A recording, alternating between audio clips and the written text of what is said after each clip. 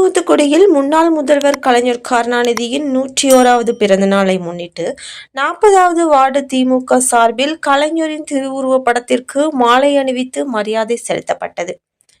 திமுக முன்னாள் தலைவரும் முன்னாள் முதல்வருமான கலைஞர் கருணாநிதியின் 101வது பிறந்த நாளை முன்னிட்டு தூத்துக்குடி மாநகராட்சி 40வது வார்டு திமுக சார்பில் ஏற்பாடு செய்யப்பட்டிருந்த விழாவில் மாநகராட்சி மேயர் ஜெகன் பெரியசாமி கலந்து கொண்டு அலங்கரிக்கப்பட்ட கலைஞரின் திருவுருவப் படத்திற்கு மலர் தூவி மரியாதை செலுத்தினர்.